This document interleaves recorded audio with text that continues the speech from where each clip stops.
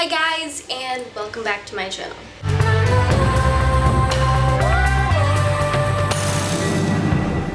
So today I'm starting a new series called Dissecting the Lyrics, all about lyrical meaning behind each song that I've released, specifically the stuff that we did last year, because I don't know if you guys remember, but last year I released one new song every month leading up into the summer, and then once it got to October I released Wormwood, which Wormwood was like my full collection record where I included each single that I previously released along with like exclusive acoustic content and then a couple of bonus songs, so I called it a collection because it was a record but it was also like previously released stuff that was like remastered. People draw their own meaning from each song, and I think that's great too because you can relate to it, convicted in it, it's personal, that's the whole point, right?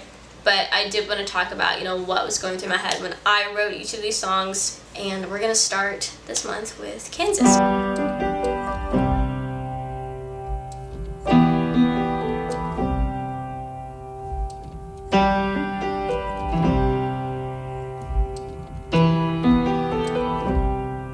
When I wrote Kansas, I wrote a lot of Wormwood over the course of like 1 year, and it was a very intense year. I think I was 19. It was a very difficult year because like I'd been in LA for a year. I had just gotten out of my first breakup, which I preface a lot of these videos like that, not because it was such a devastating experience, but because like a lot of other things happened during that time too. So I had that happen, and then I was also kind of like forced out of my house kind of. So I was like hopping around a lot, and then not only that, but then I also like my dad was diagnosed with like some terminal illness over that summer, and I was couch surfing in Nevada, and it was just like really hard, like about 3 months there. And so I wrote a lot of the songs that you guys heard in Wormwood during those 3 months. Kansas was written kind of like right in between me moving to Nevada. So like Nevada was kind of where like shit went wrong, And then, this was kind of the transitioning area where I was like picking up and getting ready to go and kind of experiencing some loss. And I packed up all my stuff on one day and just left, and I didn't tell the rest of the house, and I just left. And then I went and stayed with my friend Leo in Pasadena, and I was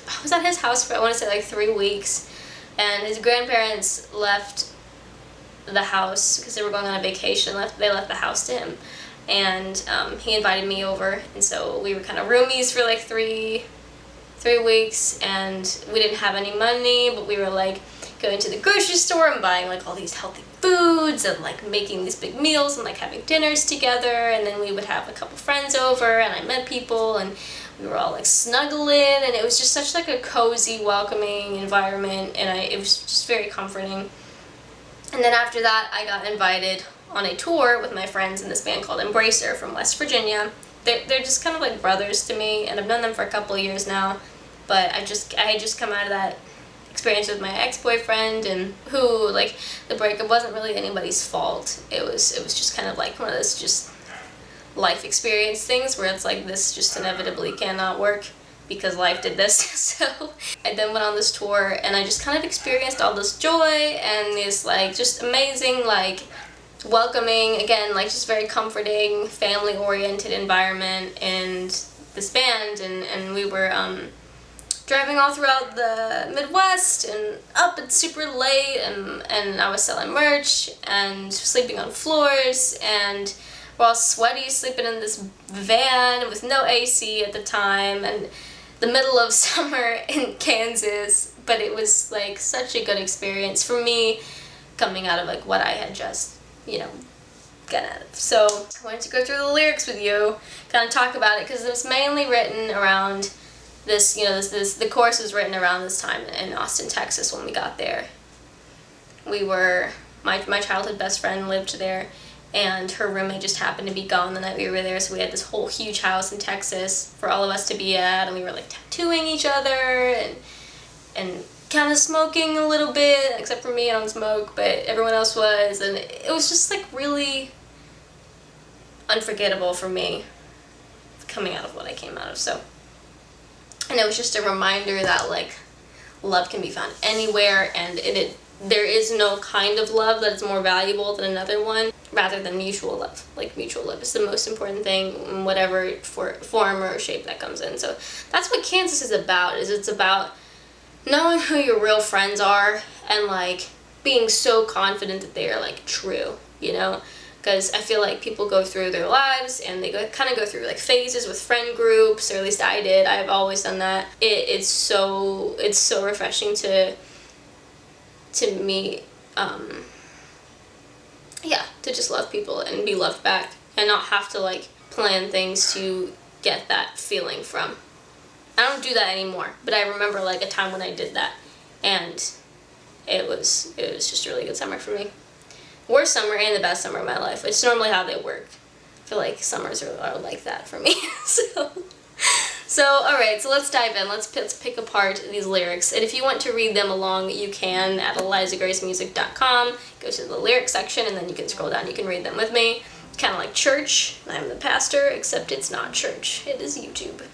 However, this song does talk about Jesus. So I was raised Baptist Christian, and Jesus, for those of you who don't know, Jesus is supposed to be like this embodiment of light and everything good, right? So the first verse is, Jesus came to me as a bartender, and he poured me a drink with my brothers and sisters. If you can drink up your laughter, you can all be the lightweight. So we got drunk on the past and we made everything last. So we got drunk on the past and we made everything last. So the idea is that Jesus, or enlightenment, or the embodiment of all things good, can be found in anything. And in this case, it was found in a situation where we all were experiencing the same thing together. And then we got drunk on the past and we made everything last. Was about like how we just lived in the moment, we were present, and we just experienced it, we laughed and we loved and we cared, and it was just, and it was comfortable and seamless. And that part, if you can drink up your laughter, you can all be a lightweight, is just talking about if you can laugh at yourself. If you can laugh at yourself, then you can laugh forever. And then the next pre-chorus is, we were infinite, we were kids again. We can't have it all, but we can have most of it. And that's talking about how, I feel like when people say, we can't have it all, they're kind of most of the time referring to a time when they had to settle for something. And in this case, we're kind of talking about all the things that we can still have. And it's more like that glass half full mentality. But we can have most of it.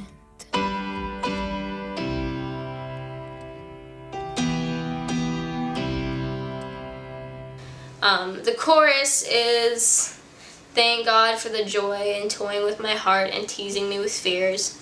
Don't even get me started on real friends. I'm happy right here. And that's just talking about being thankful for the good and the bad and the contrast that comes with that, and the appreciation that you get post-trauma.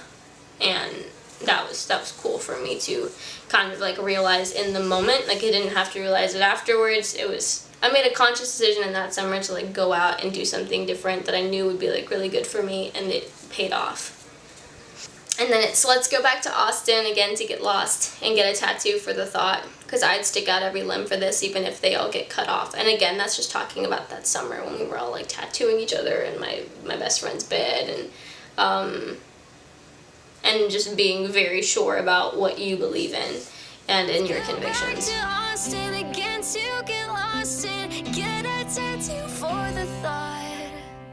Cause I'd stick out every limb for this, even if they all get cut off. And the second verse is, Jesus came to me as a shapeshifter, and he spoke to me as a Polaroid picture. Painted Kansas in stars like it was a canvas of ours. Wrapped me in a blanket of arms, and it was safe there. And that's just speaking about, like, when I look at those photos, I feel like I'm experiencing it all over again.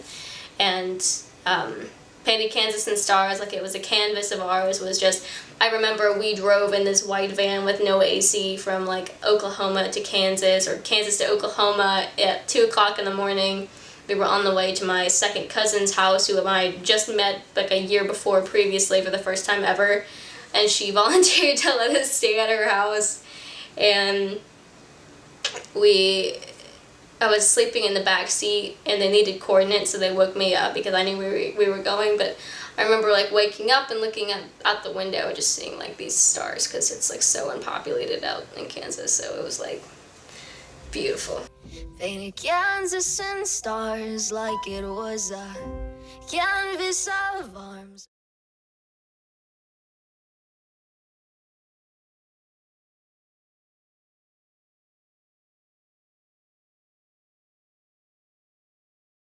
stick out every limb for this, even if they all get cut off. Don't even get me started on real friends. I'm happy right here.